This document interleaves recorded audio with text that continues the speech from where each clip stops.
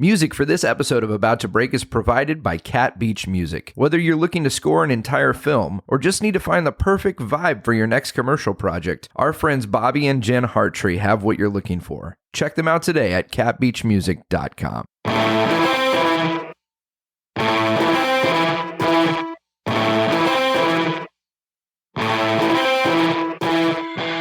This is it. This is the About to Break podcast. You guys made it. You came back. You were here, and then we all left. We had a week. We did some things. I did some shows. We had some great family stuff going on. And then today, I had a really wonky day. It was one of those days, and I'm sure we've all had these days, but it was one of those days where I was really upset, and I had no reason whatsoever to be upset. It was a great day. The weather was awesome. My family was all together.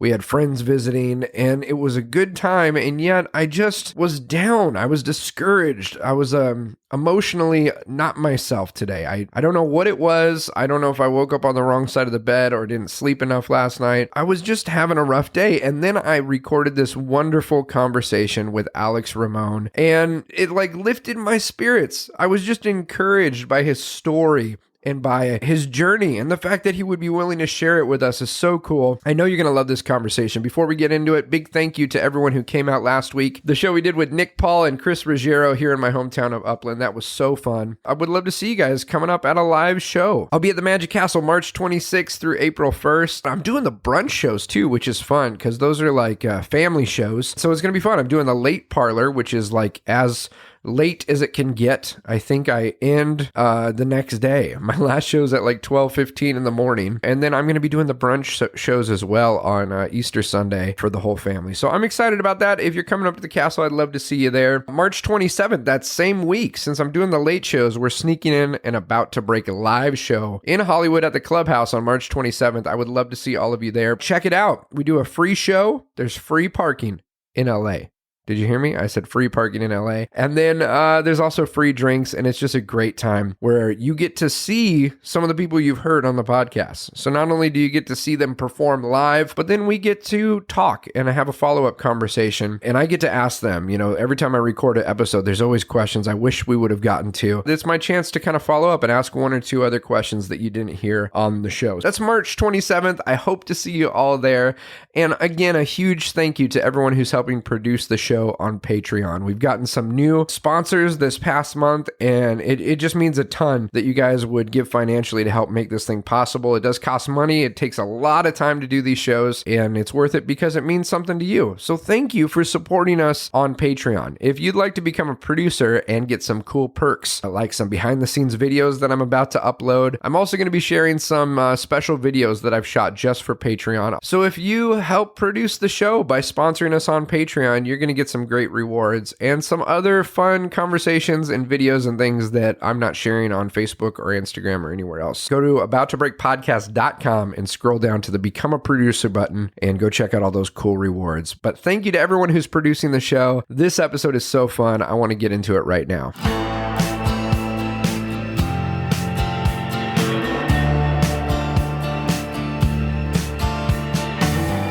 I've said this before, but I have a list. It's kind of like a Christmas list of conversations.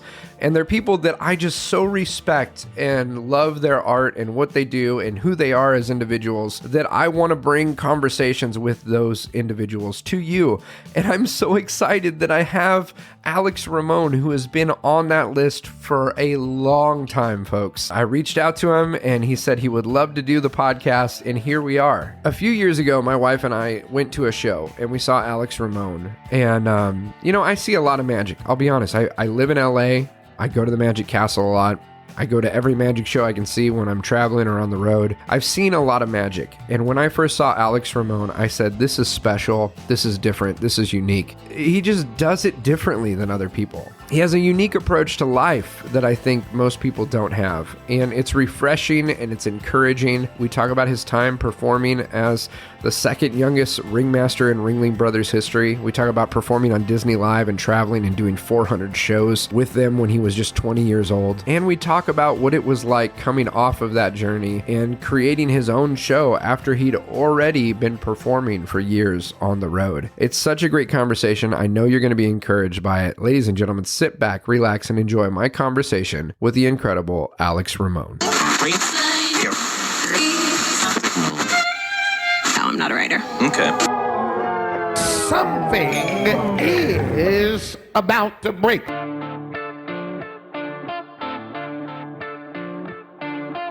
Well, hey, everybody. Welcome to About to Break. I'm your host, Taylor Hughes, and I'm so excited to be sitting down right now with Alex Ramon. How are you, sir? Hello, I'm doing well. Thanks for having me on the show. Absolutely. And where in the world are you at the moment? I am in Lahaina, Hawaii. Now, don't ask me what island that is, because even though I'm here all the time, I still haven't gotten all these islands right. So I don't really know what island I'm on. I think I'm on Maui, I think. So if anybody's listening to the podcast that knows where Lahaina is, go ahead, DM me. Let me know where I am. Right. That's awesome. We did last November, we did like a 15-day cruise going from LA to Hawaii and back. And you know, it's so disorienting because you fall asleep and then you wake up and you're at a different island. And so people would ask time zones sometimes. Oh yeah. People would ask, where did you go? Did you guys go to the Big Island? I'm like, I think we went to the Big Island. I'm like, I think they're all big islands. Because, right. Definitely a good time, but I don't always know where I am. So right. I'm going with, I know I'm in Hawaii, put it that way. There you go. And do you have a show this evening? I do have shows tonight. So actually, I just joined the ship today. So I flew in. I live in San Francisco. I flew in to Honolulu yesterday. I spent the night in Honolulu and bought a bunch of stuff that I probably shouldn't have bought, but I spent some money, and then I flew into Lahaina. So today, and then I joined the ship doing the podcast, and then I have tech in about an hour or so, and then have shows tonight. Oh my goodness. How long does it take you to set up once you get on the ship?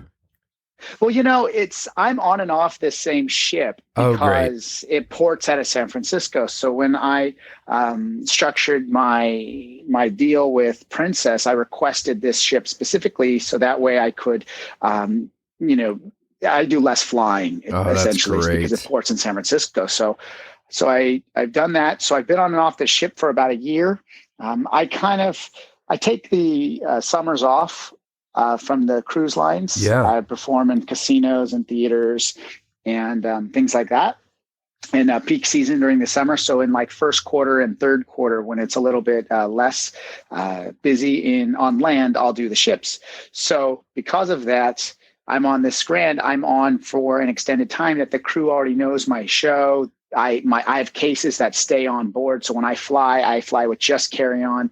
All the illusions are already set on stage. Oh, that's so fantastic. I don't have to do much tech. Yeah. I mean, when I first joined the ship, we had to do an extensive tech and rehearsals. But now, I'll come in, we'll set everything up, we'll do cue to cue, kind of make sure everything's kind of flowing and everything's okay, and then we'll do the shows. That's awesome, man. I've had the privilege of seeing you not only at your long-running show there in Tahoe, but also at the Magic Castle, and I just love the theater that you bring to your magic show. It is something that is unfortunately is rarely seen nowadays, where it's not just here's a trick and now here's the next trick. There's so much storytelling that takes place. Was magic your first forte into the theater, or did you used to do other things before you started that? Good question, and thank you for the kind words, first of all. So here's the story, is my sister truly is the performer in the family. My sister was the dancer, and she was actually a professional NFL cheerleader for the Oakland Raiders, and she got into circus performing. And that was all the dancing really was all through high school. And while we were in, I guess, elementary school and high school, Leah wanted to do movies and acting. And so she would go on auditions and things, and living in San Francisco, it's kind of a nice hub. It's not LA, but it's a nice hub where films and projects take place. So I kind of was a tag along, and I ended up doing like just some extra work in movies and some commercials here and there. And it never was like what I wanted to do, but I guess it was still show business even at an early age. And then I did end up getting a SAG card because I just started doing a lot of projects, and I done quite a few films, and mostly just extra work and just bit parts in commercials and things like this. But by the time 13 is when the magic bug hit me. When that hit me, everything else went away, like everything completely. So any interest that I had prior was kind of away. So to try and be honest with your question, was it my first introduction to theater entertainment? No, but truly, those other things had such a little impact in my life. And magic really is solely, but to try and be as transparent as possible, I did some film work. So yeah, the magic bug hit me. 13 years old, saw a card trick and never looked back. Was this just like a family friend, or where did you see your first, you remember that first moment of actually seeing magic live? I do remember seeing, when I was about 7 years old, a magician at a fair, and he was doing Miser's Dream. And this is the illusion where a magician pulls coins out of the air and throws them in a bucket. And he's just producing coins from people's glasses, from their sleeve, from their shirt, from the air, from everywhere. Yeah. And I kind of walked by this, and I remember at 7 years old looking at this, kind of watched it for 30 seconds. And I was like, it's up his sleeve. And I kept walking. You know what I mean? Like it was kind of that. I mean, I didn't really think much of it else. And then when I was 13, I went to work with my dad, and a coworker of my dad's was a magician, showed me a card trick, and I was blown away. And the reason why is because, when you're like 5, 6, 7 years old, anything is magic, Right. You don't yet know what's impossible. You have no concept. You have no concept. You just everything's magic. Everything's magic. Everything's great. And then when you are about 10, 11, you kind of have this different approach to it. You're just like, oh, I know how that's done. I saw that, even if you didn't. Right. Like, these 10-year-olds and 11-year-olds will say, oh, I know how you did that trick. And they have no idea. Right. They'll just say that because that's the age. But about 13, you kind of realize that, okay, it's not magic. And I can't really just say, I know how you did it, because I don't know. Right. Like you can actually think about it. Oh, yeah. And so at 13, I remember just looking at this card trick that I saw, and I was like, that's actually impossible. Like you actually can't do that. So what was this that I just witnessed? Yeah. And then my dad bought me a magic book, and I remember going to the magic shop in San Francisco called Misdirections Magic Shop. And I loved it. Yeah. Is that like Rancho Cordova area, or is this was actually in the city? No. This is in San Francisco. In San Francisco. And it's still there. One of the best magic shops I've been to in the world. And so he's there. And I would spend, as a teenager, hours and hours and hours just sitting. What's that do? And standing. What's that one? Yeah, just standing in the shop, looking through, the glass display cases and looking at the shelves, and just as people would come in, I would just stand in the shop, and I wasn't even necessarily buying things. I just had a deck of cards in my hand, and I was just immediately hooked. And then that's what started it. And then you started pretty young. How old were you when you started doing with Disney? You did Disney Live when you were... I toured. Yeah. I took off for tour. I left home when I was 20. So throughout the teenage and my high school years, I've never had another job. I never did anything else. Yeah. And although, some of the first performances were the kids' birthdays or schools and things like this, that really wasn't my bread and butter in high school. Eventually, I ended up performing at libraries, and there's an entire library circuit where there's a summer reading programs, and they have entertainment go to the libraries.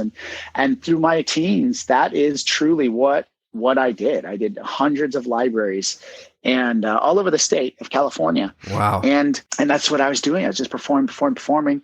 And then in the magic scene, I would enter contests, and I went to World Magic Seminar in Las Vegas, and I won the Lance Burton Award when I was 18, I guess, when I was 18. And I had some awards doing a dove act and manipulation. It's just producing cards and different objects on my fingertips and things like that. And that's what I won with, but I was just doing the libraries really.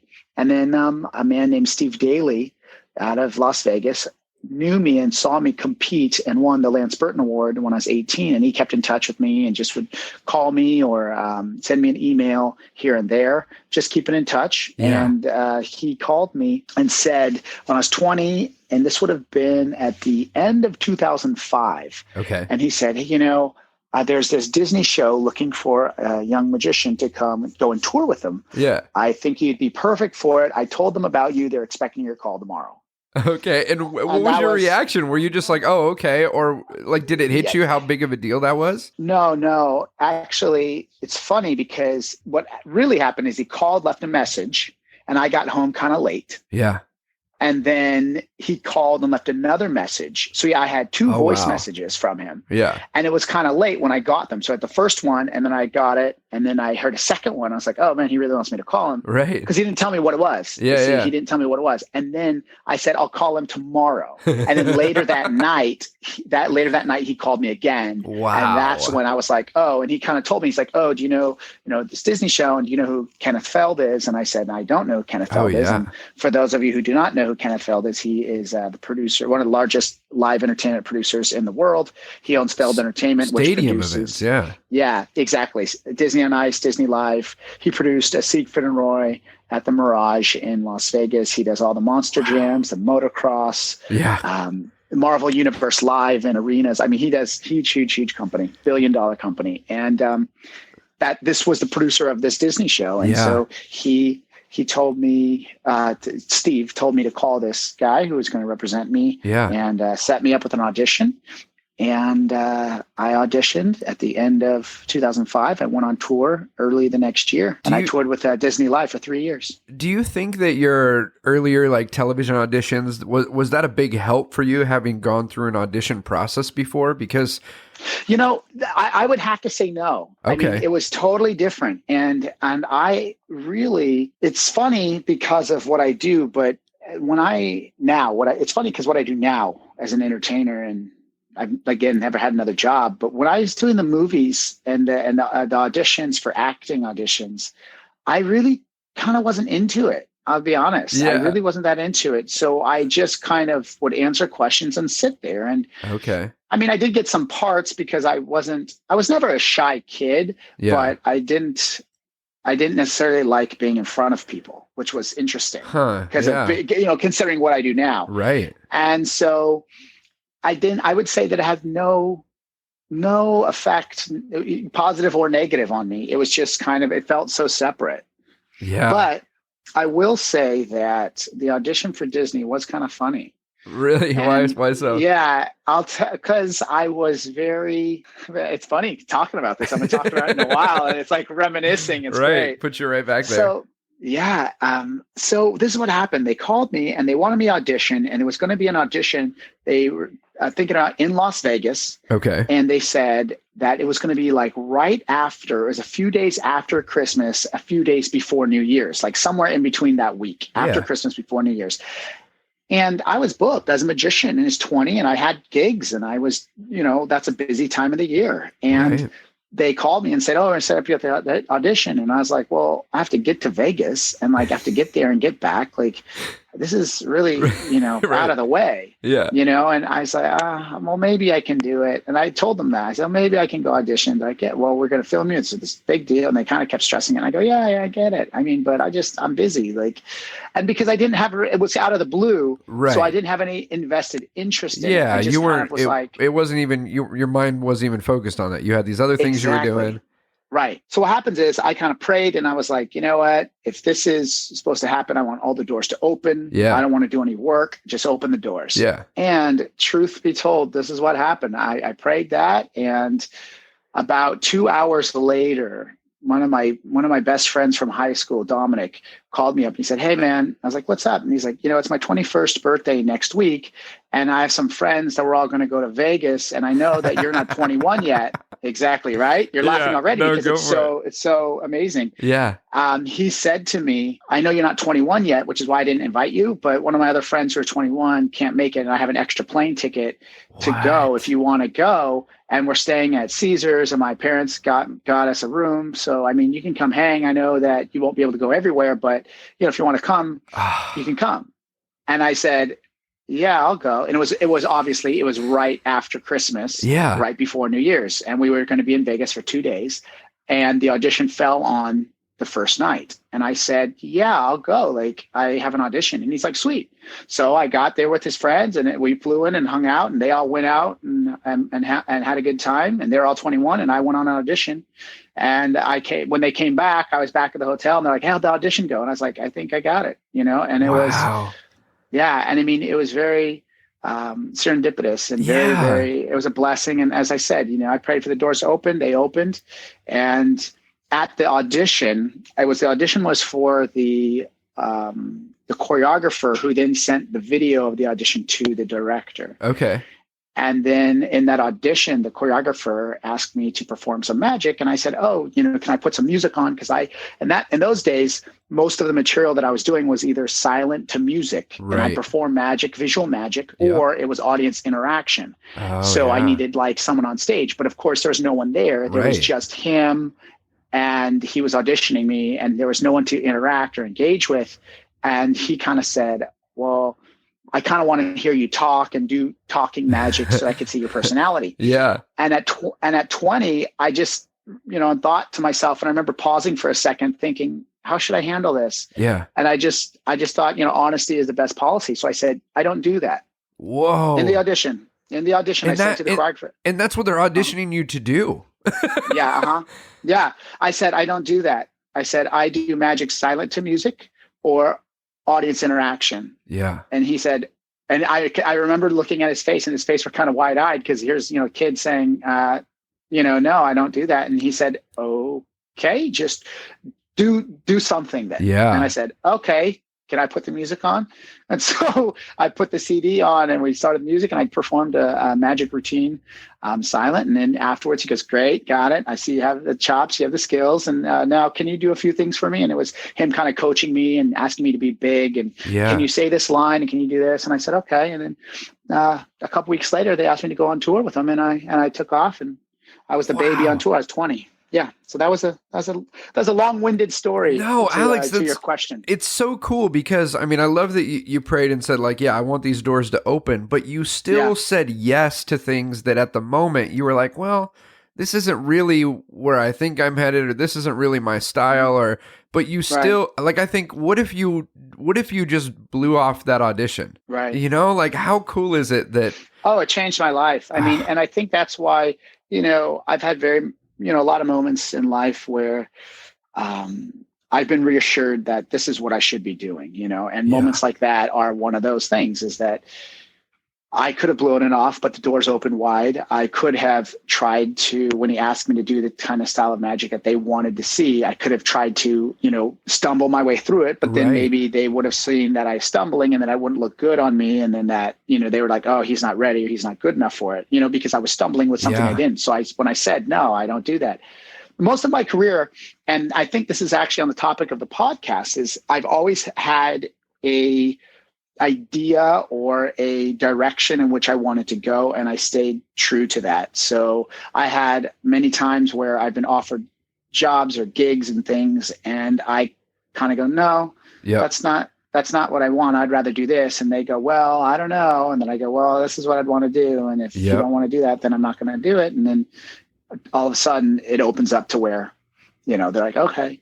That's so good. I think that's important. It's very important. Absolutely. I've made the mistake of saying yes to someone else's gig. Mm-hmm. You know what I mean? Where you get a call, and immediately as they're describing it, I don't know if this happens to you, but a friend's name will pop in my head, and I'll go, oh, that should be Joel Ward's gig. Right. I mean, and there can be, you know, reciprocations when you pass on something. I mean, of course, there's been gigs where I go, I wish I could have got that gig. Yeah. But, you know, I mean, and that's going to happen in life. I mean, there's a lot of times where, you know, in the micro, it's like, I should have bought that shirt. You know what I mean? Like, right. When am I going to see another one? Yeah, I really like those shoes. I should have got them. Right. You know, and so of course things like happen like that. But you know, I think that having a good self-conception, a good perspective on who you are, what you do, what you're good at, is going to help your career, and no matter what field you do, or just in general in life, you know, with relationships, with people, with your work, with family, with everything, is always having a good perspective on yourself, and that's gonna serve you well, I think. Oh, that's so good, and it's very unique that at 20 years old you were in that headspace. Did that come from your family, or did you have a mentor that kind of challenged you with some of those things? I never had a mentor. I never had a teacher. So I was self-taught as far as magic was concerned. No one ever kind of showed me the ropes. But I would say that my family was always 100% supportive of me my entire life. And I've said to this day that as I've become an adult, that I realized my advantage over other people. And that advantage was sometimes people think it's always monetary, and that monetary has less of an impact, I think, than the emotional and mental impact that those can have as an impact. And what I mean is my parents and my dad, my mom, they were so supportive, and they were 100%, in my corner saying, you can do this, you can do this, and you can do that, and you can do anything, and keep going, and this. Yep. And they always were trying to help me further my career at that point, even at a young age. And so it was never like, oh, I don't know if this is a good idea, maybe you should do this. And there was times where, like I got out of high school, I went to like 2 semesters of a junior college, and I was like, I'm going to withdraw. And I withdrew from college because I was performing full time. Right.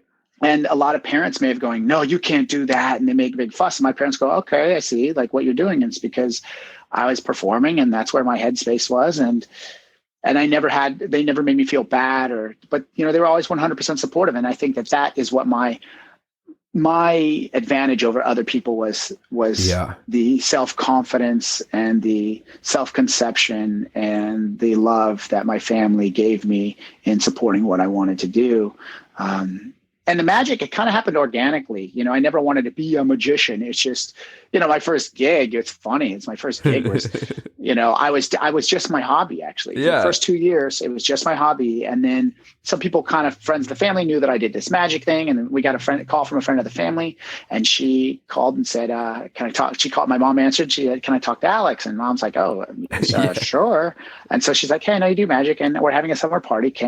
We'd like you to do some magic at this party. And I was like, well, and my mom's like, you're doing it, and I was like, what?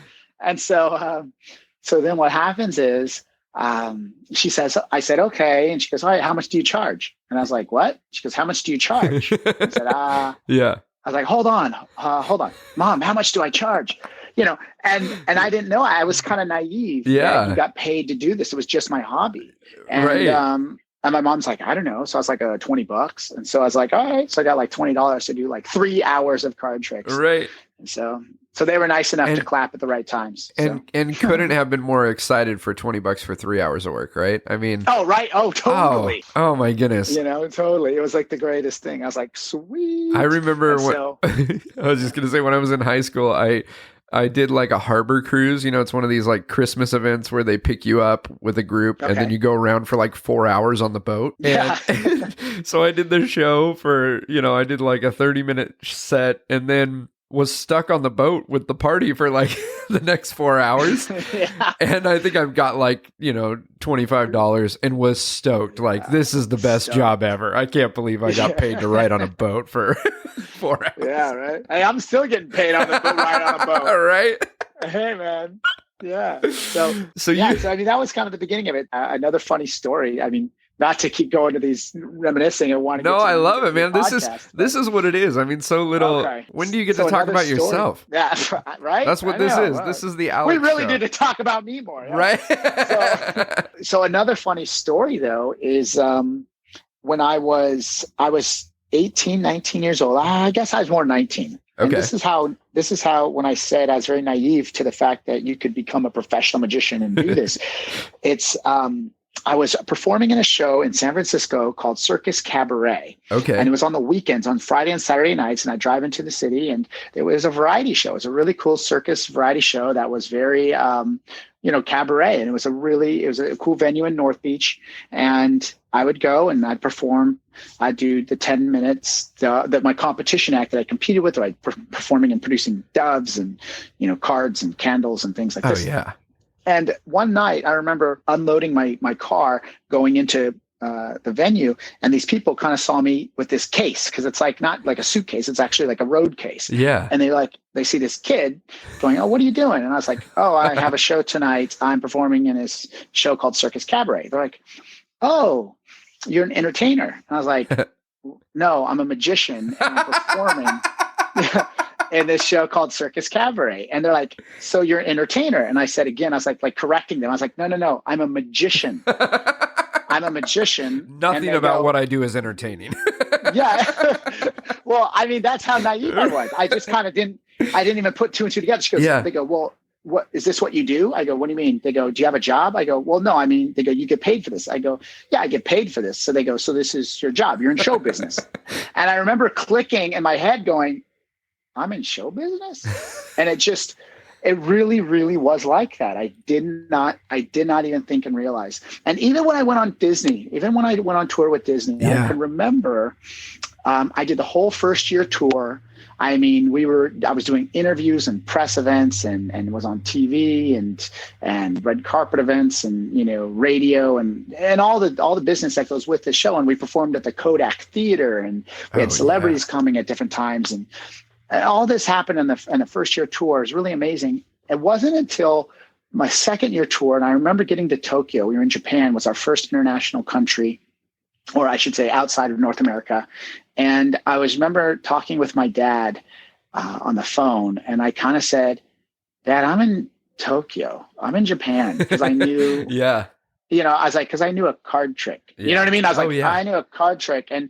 And I still was just along for the ride. And I just was like, I guess I'm going to travel and do some magic. And I was still very, very, just learning. It was a huge learning experience for me. It was my college. Yeah. Oh yeah. It's the school of life. And how great that I totally relate to the kind of childhood innocence of it. And I think how great is it that we didn't know how big of a deal some of these things were? Because I know I would have screwed it up trying to be someone I wasn't, or trying to fit in. Or, you know what I mean? Like trying to channel Lance Burton or David Copperfield instead of doing my dorky card tricks. I mean, that's truly how it happens. And I was happy because, I was just having a good time traveling around. And again, I'm happy that I was naive to it. That I just kind of, I'm just going to do this now. And did you go straight from did you go straight from Disney to doing work with Ringling, or was there a break in between? Yeah, I did. Okay. So you knew while you were finishing your contract with Disney that you had this other thing lined up. Yeah. So what happened was I did a 3-year tour with Disney. And after the first year in Japan, actually, as I just said, Japan was our first international city. The director of Disney was there. And he had said that Kenneth Feld, who was, again, the producer, said, hey, he has plans for you. He has plans for you while we were in Japan. And this was after the first year tour. So I was 21. And he said, hey, Kenneth has some plans for you after Disney. And I because truth be told, before we began the second year tour, I told, oh man, I forgot all this. See, I've been talking about this. I forgot all about this. I love it. I'm so excited. So I'm going to rewind. Yeah, do it. At rehearsals in Disney Live, I was 20 years old. And I remember a few weeks in, I went to the director, Jerry Billick, and he was a great man. He was very, very kind, very, very smart, crazy guy. He just was so creative and just, amazing. Yeah. I told him, because it was so new to me and different, because it was my first time being in a real professional production. And there was, there's the carpenters and there's wardrobe and there's props and then there's lighting and then there's sound and then you have the people coming in doing the creative team and there's a choreographer and all these things were so new to me. And I was like, I'm out of my element. And just like at the audition, when I said, I don't do that, I went to Jerry a couple weeks in and I said, you know what, Jerry, I think you have the wrong guy. Wow. I think that you need to find somebody to replace me. Whoa. And Jerry was like, no. I said, I really don't think that this is right for me. And I was in rehearsals before opening. No way. And Jerry, I was because I just felt really out of place and it wasn't what I did. And I didn't want to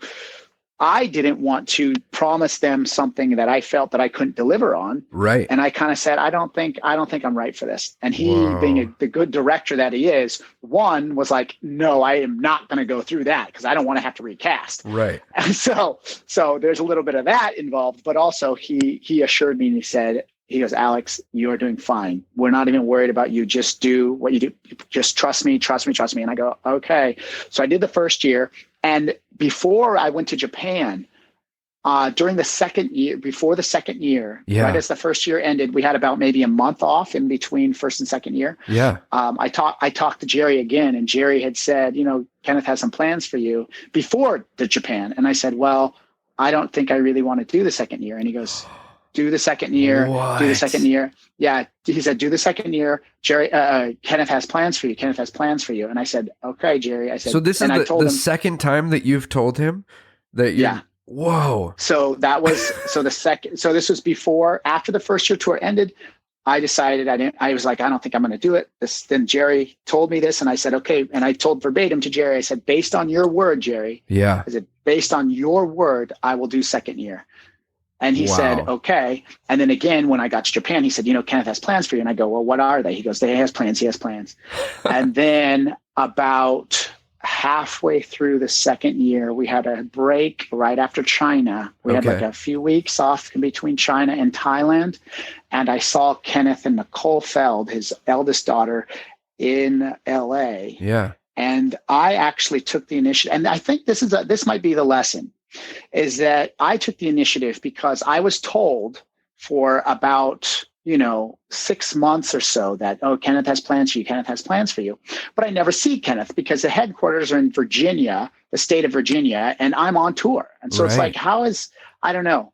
Well, they were opening High School Musical on Ice. It was the Ice Show, High School Musical on Ice. And it was the premiere at the Staples Center in Los Angeles. Yeah. Well, of course, because I've been on tour, I knew a lot of the marketing team and the PR team for the company. Yeah. And so I messaged them and I said, hey, I'm going to be in town for this thing. Can you get me a ticket to go see the premiere of High School Musical on Ice? Because I knew the Felds were going to be there.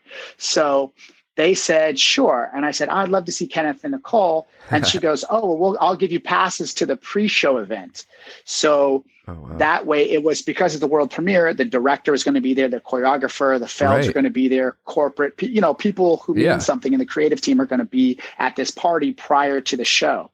So I said, all right, I'm going to be in town. Of course, I wasn't planning on being in town, but I drove from the Bay Area down to LA with this intention of just running into the Felds and seeing if they said anything to me. Yeah. So I drove down there. I took my friend Sarah, so I wasn't all alone. So we went to this press event and this pre-show event, and I saw Kenneth and Nicole, and Kenneth was like, hey, Alex, oh my gosh, what are you doing here? How you doing? I go, he goes, didn't you just get back from tour? I go, yeah, I just got back, and I know we're doing well, and da da da da. So I said hello. I saw them. They, very, very nice, and said hi to Nicole, and that was it. And I was like, okay, well, they know I'm here. Yeah. They know I'm here. And about 20 minutes later, if that, maybe less, I was talking with another man who works at the company, Feld, and Nicole, his eldest daughter, comes over to me and says, hey, I'd like to talk to you. And Jay, who is a VP of operations at Feld Entertainment, he was there, and I was there, and my friend Sarah. And when Nicole came over, and I had told Sarah that, that I wanted to talk to the Felds, and so she knew. And so as soon as she came over and said, hey, Alex, I'd like to talk to you, I said, excuse me. And Jay kind of knew what it was about. He kind of turned and go, yep. And Sarah kind of knew, and she was fine. And then me and Nicole talked for another 15 minutes, and she said, we were thinking we want to do a magic themed Ringling Brothers and Barnum and Bailey circus, and we would like you to do it. Wow. And she says, we don't know in what capacity yet. We don't know if we're going to have a ringmaster, but we know we want to do magic, and we think you'd be great. And she goes, I think it'd be a really good opportunity for you. And if and when we put the entire weight of the show on your shoulders, this will help you prepare for that. And, that way, she goes, that way, you won't have the whole weight of the show on your shoulders, but you will be a huge and integral part of the success of that show. So are you interested? And I said, and that's what I was waiting for. I was waiting to hear. Yeah. And my response was, I am very interested, but I've never seen a Ringling Brothers Barnum and Bailey circus. Yeah. And she said, what? Yeah. I was like, yeah, I've never seen one. Yeah. I had never seen a show. And so she goes, well, first we have to get you to see a Ringling Brothers circus. Yeah. I said, okay.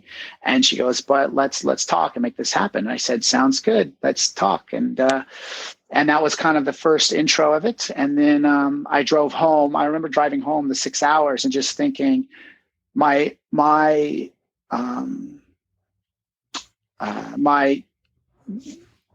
focus or my intention of going down there and my of just going on my own taking the initiative paid off. Yeah. It paid off because I was promised these things, and I was going to see if what Jerry told me was true, and it was. That's so and good. Fast forward, I signed a contract with the Ringling Brothers. It was going to do a 2-year contract, and part of the deal was I would stay on Disney as long as I could until they needed me at Ringling. So I toured with Disney into the 3rd year, and I had 2 weeks in between my last show with Disney and reporting for rehearsals for Ringling Brothers Circus. And in 1 week, I spent packing and sending all my stuff to Florida and to Tampa, where rehearsals for Ringling started. And then the 2nd week, I took my mom on vacation to Disney World and swim with the dolphins at Discovery Cove. And then I went straight into rehearsals and did that for 2 years.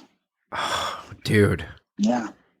That's incredible. I'm so challenged by, the story you just shared about like going down there. You're like, I need to connect with them and see. I was just listening to a thing Steve Martin was talking, and he was saying about how you have to be in the room when decisions are made. You have to be, you have to, a lot of guys are like, oh, I wish I had opportunities, but they're not getting their car and driving 6 hours to be in the room with the people they need to be in the room with. Right. And you know why a lot of that is because they feel like, oh, I don't want to waste my time, or it's going to cost me this. I mean, a lot of my success has always been, just closing my mouth, closing my eyes, and just going, I'm doing this. Yeah. And taking risks. And because if you don't take those risks, if you don't take the initiative, if you don't have a drive and a direction of which way to go, I mean, it's just, you're going to end up in the same place and you're never going to get anywhere. So you have to be able to, I'm going to try this. And what if, you always look at it. Okay, well, what if they didn't say anything to me then? And I'd go back on tour exactly, and nothing would change. Yeah. Nothing would change at all. And the only time that you can, because everybody in entertainment, everybody's always thinking about, oh, what if they're always kind of thinking about the next gig, because they're like, oh, I want the next gig to be better. And they should. Everybody should want the next gig to be better. But the truth is that, like, if you're always wanting to get the next gig to be better and it doesn't happen, you're still doing the same gig. So you might as well try. Yeah. You might as well try to get a better gig, because if you're waiting around for it, it's never going to happen. Yes. So you have to take that initiative. And recognizing that you're doing the thing right now. Like you're doing it. Yeah. Like this is the moment. Like I think we have in our mindset, I'll be happy when, like when I get that amount of money or that amount of notoriety or that many followers on Instagram, then I can enjoy it. And it's like, buddy, this is it. We're doing the thing right now. Like, just be here and enjoy it. Yeah, there was a lot of that. I think Ringling, even more so than Disney. I remember the first time where I felt like I was a part of something big, and what that was and what that was like. And I remember in rehearsals, everybody was talking about, as we were rehearsing and whatnot, and everybody's talking, oh, wait till the garden. Yeah. And the first 3 months, it was everybody always was talking about, because, oh, the show's, it's a lot of work, or, oh, it's exciting or whatever. And everybody that had been there before was like, oh, just wait till the garden. Yeah. And I was like, okay, they're hyping up Madison Square Garden in New York City. And I was like, all right, whatever. And I kind of was just like, okay, I get it. It's cool. I know. But the hype lived up to it. I mean, it was so exciting to perform. I mean, I did 30 shows at Madison Square Garden. Wow. And and the average 30, audience was that's incredible. Yeah. And I mean, the average audience was, upwards to 15,000 people. And I'm the one that got to go, New York City, are you ready? And the whole, I mean, it was really cool. Oh, and I was, and in perspective, I was the, second youngest ringmaster in history. So I'll let finish off the story. So when the creative process started beginning for Ringling Brothers Circus, called Zing Zang Zoom. Yep. We actually, the role of the star of the show, which was myself, and the featured performer, which was the magician and the illusionist doing the magic. and then the Ringmaster combined. So I did both roles. So I did the announcing when necessary, but I also was performing illusions.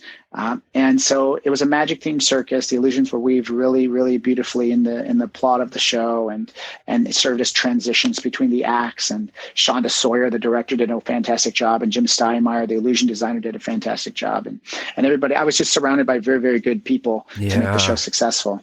And I did that, and it just was it was an amazing experience. So I was 23 years old, got to open Ringling Brothers Circus, and that's crazy. It was pretty cool. Like before you're 25, you've been to how many countries? Like, yeah. Well, it's funny because when I just was on maybe a year or two ago, I was on Penn and Teller, Fool Us, right, and the TV show. It's very, very popular, and very popular show. And during the time that I was there, because Penn and Teller came to my show when I performed on Disney in Vegas, and they came when I was on Ringling Brothers in Vegas. Yeah. So when they saw me on their show, and I had done another TV show with them, so I mean they've kind of seen me since I was like 20, 21, right? Performing, and they said on TV, they go, because they knew who I was. They said that nobody has logged the miles. Yeah. Because I just did, because Ringling Brothers Circus, we did, over 400 shows in 11 months. And that doesn't even include any press events. That doesn't include press events and PRs and TV or anything like that. That's just performances with audience. We did over 400 in 11 months. So, I mean, we're talking very, very long and big schedule. Yeah. That's incredible. I mean, 400 shows, and you think all the setup and moving these props and I mean, the cast, that's just amazing.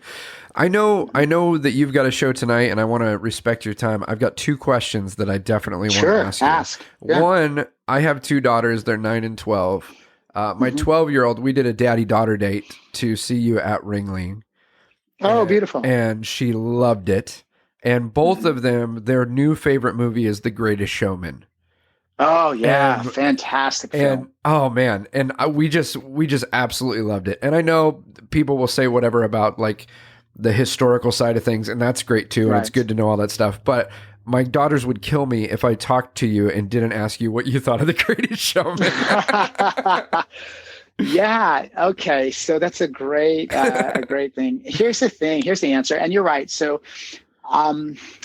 I got to be a part of the circus world and the circus community, which is so small, and it's an amazing group of people who work really, really hard. And circus is a lifestyle, and these people take it very seriously, and it's very generational as well. So you have people who have been in the circus for generations, and their father and their grandfather and their great-grandfather and their great-great-grandfather and their great-great-great-grandfather. I mean, and it just goes on endless, and it's incredible.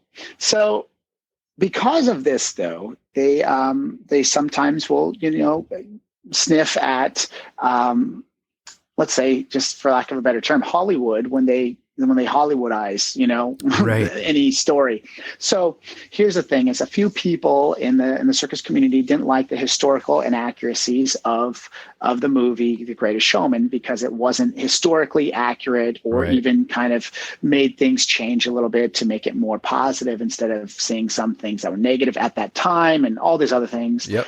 I get it. I wrote a review on my Facebook because I saw a lot of these people posting about this, and it's mostly the circus community.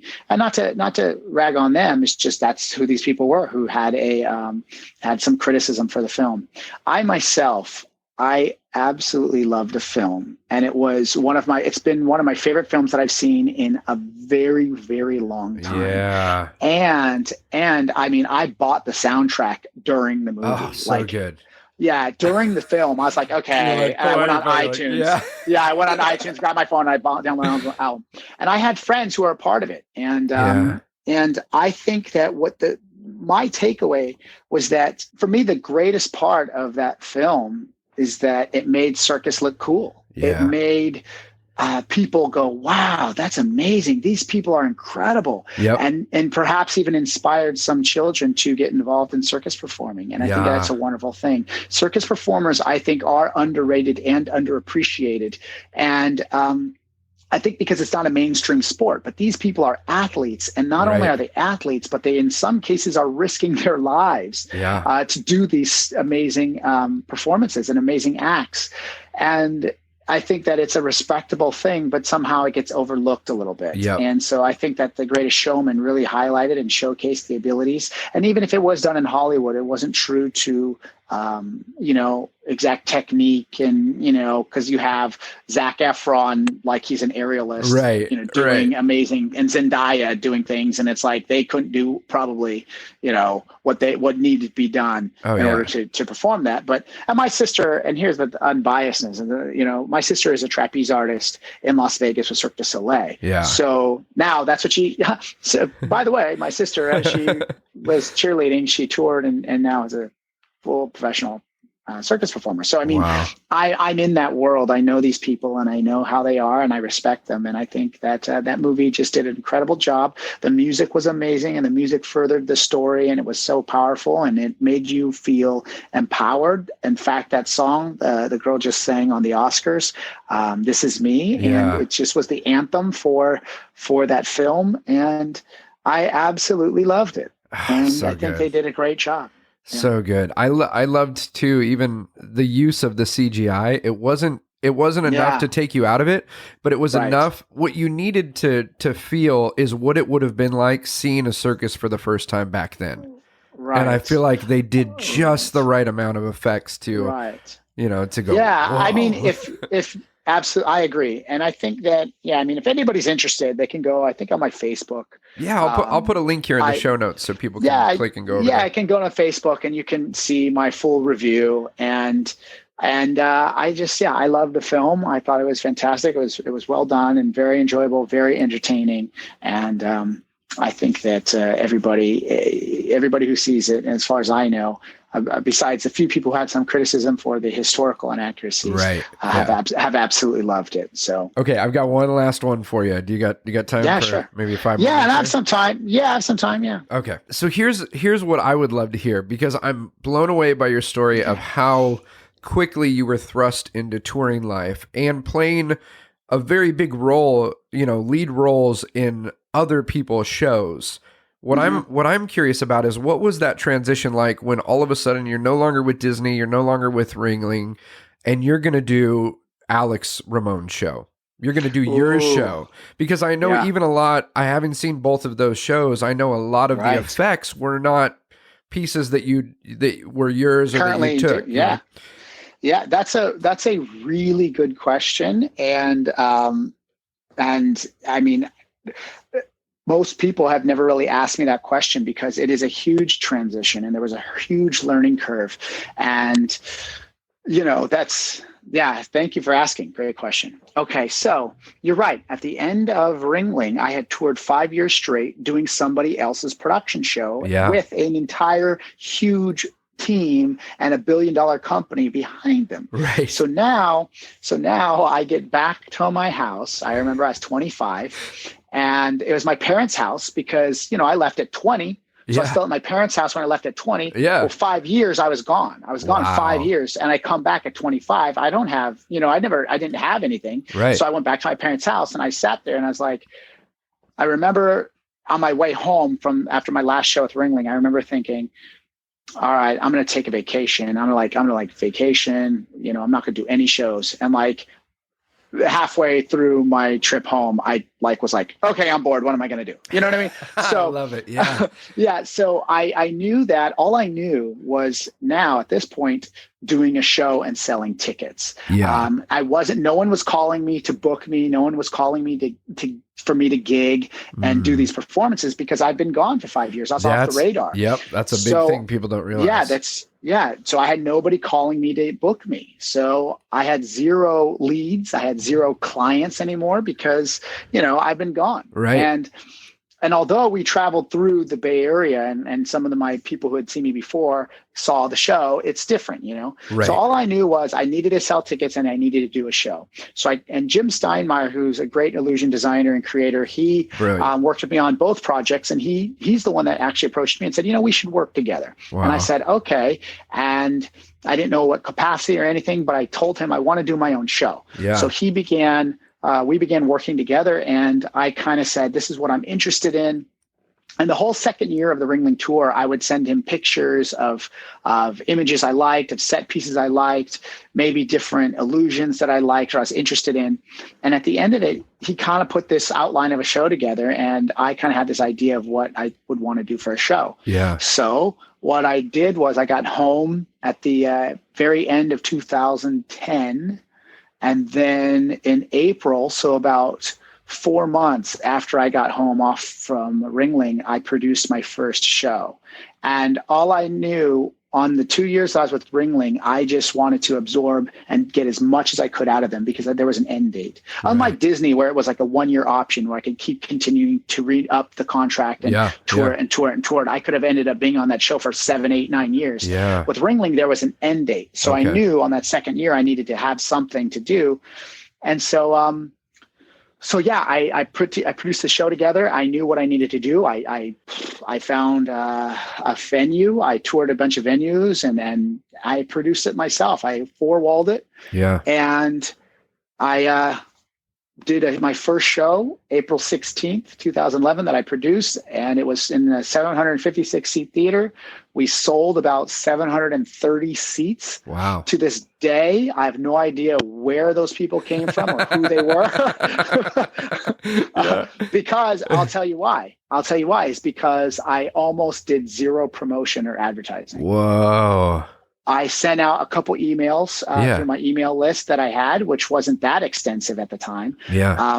And it was word of mouth. I mean, I kind of mentioned it on Facebook, but this was prior Facebook ads and target marketing on social media. Yeah. So I truly have no idea where those people came from. And, but I produced, and the show cost just to do this one show, I think it was like upwards about $20,000. Wow. And it was also, that includes some upfront cost because I flew in someone who toured with me on the circus to do the show with me, and I had illusions and props built, and it was all these things, and it worked. And then I knew I wanted to do it again. So then I produced a summer tour, and then as I put the show together, I pretty soon had a full length show. I had about easily an hour, 10 minutes. Our show of original illusions, but that transition was difficult. But the good thing was, in doing illusions, because I never considered myself an illusionist, which is a magician that performs large tricks usually and things with props, and I would always consider myself a magician. Like, I did magician, but I did illusions because I saw the value in them. And the good thing about Disney and Ringling is that it trained me how to perform illusions. So a lot of times people will purchase illusion, have something fabricated, have something built, but their abilities, their showmanship abilities, their performance isn't up to the caliber. So they get lost in the props. They get lost in the production of it all.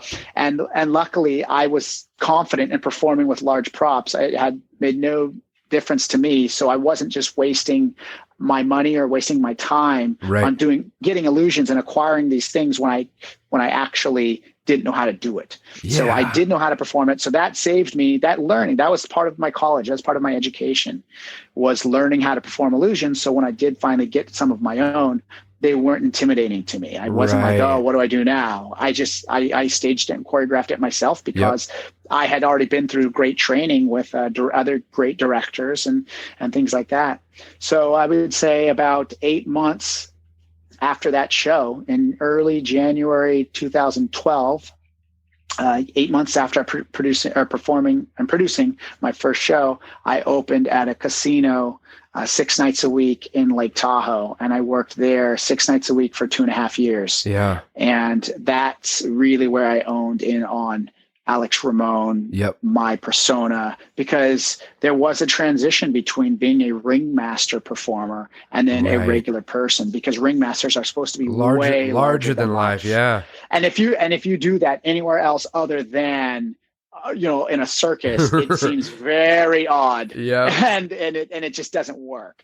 So there was a difference between performance styles, but I just had the greatest school and greatest education, the greatest experiences that allowed me to be my own self.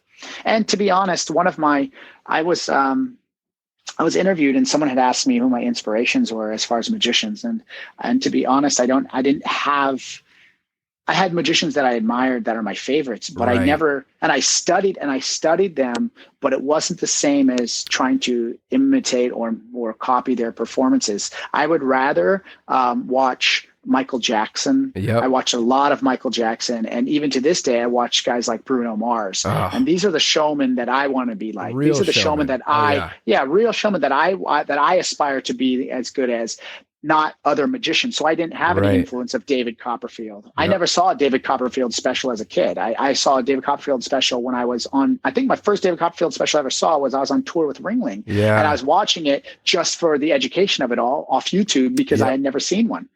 And I think that that's a positive thing. And I remember someone reviewing, when I did the Magic Castle, the Magic Castle in Hollywood has a showroom, and that showroom has 3 spots for performances. And usually they have 3 acts and they each do 15 minutes to create a 45-minute show. So when I do the castle, and this goes back to one of the things that I said at the beginning of this, of us talking, is that you have to know what you want. And I told the booker of the Magic Castle, I said, I want to do all 3 spots. And he said, I don't think so. No. And it wasn't because he's like, no, you can't do it. He just goes, that's very difficult. We don't do that very often. There's maybe 2 guys a year does do that. Yep. And these are pros and guys who have been doing this, forever, been in the business for 30, 40 years. And I was 27 or 28. Yeah. And I said, well, I want to do all 3 spots. And they go, we can't book you then. You're going to have to really wait. I don't know how long it's going to be. I can book you for 2 spots right now, but I can't guarantee you when. I'll book you for 3. And I said straight up, I was like, okay, I'm not interested in doing 2. I'm only interested in doing 3. Yeah, that's great. That's so good, when you have 3 available, let me know. That's so good. Yeah, and then 2 weeks later, he gives me a call and says, I have 3 spots available. You want it? And I go, yes, I do. That's so fantastic. Every time I go there, I do all 3 spots. And I can't speak for anybody else. I can only speak for myself. So I don't know. It's not going to work like that for everybody. I can only speak for myself.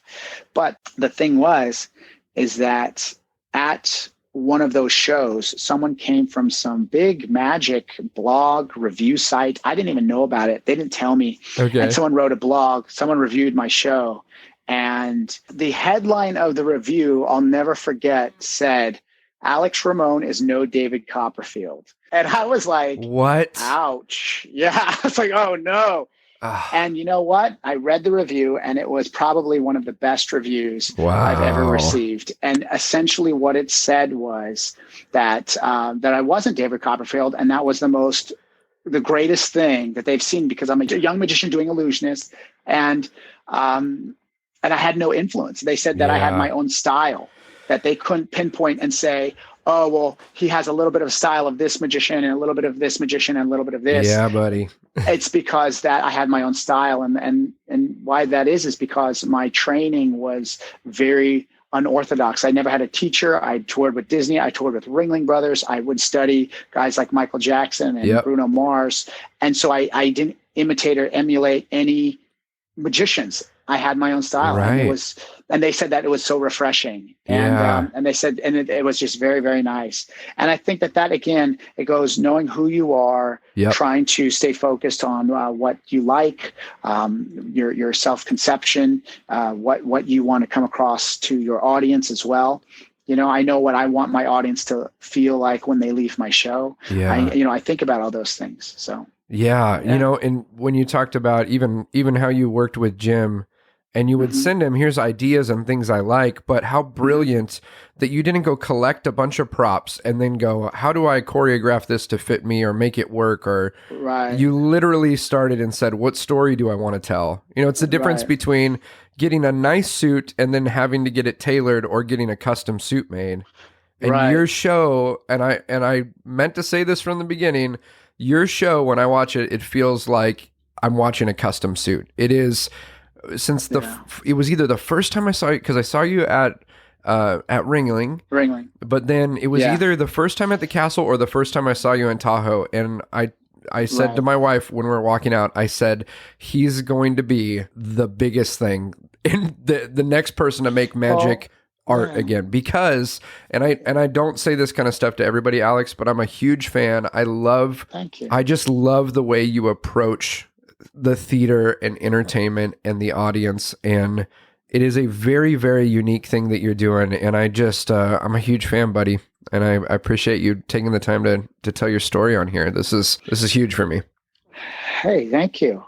Thank you. Well, no, I'm honored that you've kept in touch and you asked me to be on the show. I hope my answers, or at least us talking about this, can either be inspiring or just educational, because I think that, you can learn from anybody, or not anybody, everybody. You can learn from everybody how to be or how not to be. Yeah. And hopefully some people can listen to your words, my words, and then apply it to their lives and then make them, better at what they do. Because I think that's what it is. There's no competition between people. Yep. Vision within yourself. So if you're not going to push yourself, no one's taking a gig from you. You know what I mean? Right. No one's taking a gig from you. And although in perspective, I've been in situations where another magician, I had a contract pending and another magician got that contract. Yeah. I never felt that it was taken from me. It was always that, okay, now I'm going to focus on something else. I think life is all about plate spinning. Yeah. And, the idea is to have as many plates that you can manage and handle and get that plate spinning really well. Some people may be content with one plate spinning and making it really, really spin really great. Yep. Some maybe two. I'm kind of a person that I want to have like 7, 8 plates spinning and get them all going. So, I have different projects that I'm working on all the time. And so when something changes, it's usually for me is a reason. In my life, I've always felt that doors opened when they needed to open and doors closed when they needed to close, all in good time and for the right reasons.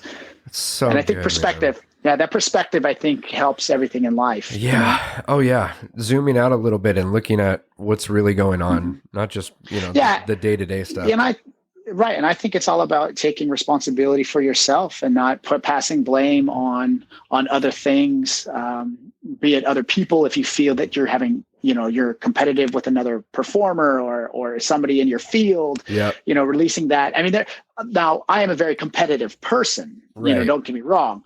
So I'm a very driven and competitive person, but I'm not thinking, my thinking isn't, well, that person is actually hindering me from doing better. Right. It's all about, I'm as good as I'm going to allow myself to be. Yeah. And so no one's taking it away from me except myself.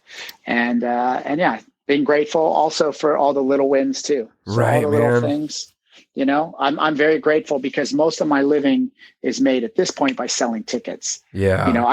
That's kind of my business is I sell tickets, and every single person that buys a ticket, I'm very, very grateful for. And I don't overlook that and think, oh, well, it's just one person buying a ticket. It's thank you, because you bought a ticket is how I can live and enjoy life and continue to do what I do. So I appreciate it. I'm very grateful for that as well.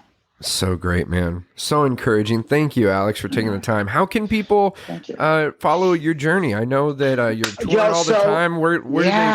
Where do they go? So the best way now is just Facebook and Instagram. Those two platforms are kind of now the biggest in the world, and there's no reason why I don't spend time there. And I'm going to start vlogging more. I've had a lot of people for many years say, you need to vlog more. You need to vlog more. And so I was like, you know what? So I'm going to start doing that. We have some cool projects we're doing, and we're going to be a part of.